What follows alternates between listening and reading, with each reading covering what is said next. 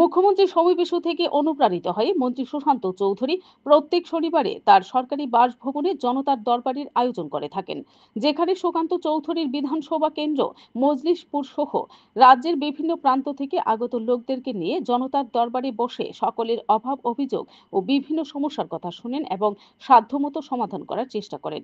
আজকের জনতার দরবারেও প্রচুর জনতার উপস্থিতি দেখা যায়। বিভিন্ন সমস্যা নিয়ে তারা মাননীয় মন্ত্রীর দ্বারস্থ হয়। এ ধরনের উদ্যোগ যথেষ্ট ইতিবাচক বলে অভিমত ব্যক্ত করেছেন জনদরবারে আসা লোকজনরা। মুখ্যমন্ত্রীর পাশাপাশি পর্যটন মন্ত্রী এ ধরনের উদ্যোগ গ্রহণ করায় তারা পর্যটন মন্ত্রীকে ধন্যবাদ জানিয়েছেন। Bureau report, BTV Tripura news. জনদরবার মানে হচ্ছে জনগণ তাদের সমস্যাগুলো নিয়ে আমাদের কাছে আসছেন জনপ্রতিনিধি হিসাবে।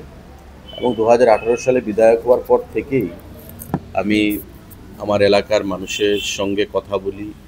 প্রতিদিনই মানুষ আসছে, কিন্তু সপ্তাহে একদিন আমরা একটা ডেট রেখেছি শনিবার, যেখানে মানুষ ভারী মাত্রায় আসে, শত শত মানুষ আসে। কারণ আমরা মনে করি যে মানুষের পাশে থেকে মানুষের কথা শুনে তাদের সমস্যার সমাধান করা, এটাই হচ্ছে একটা নির্বাচিত সরকার বা একটা দলের প্রধান কাজ, এবং সেই দিশায় আমরা কাজ করে যাচ্ছি।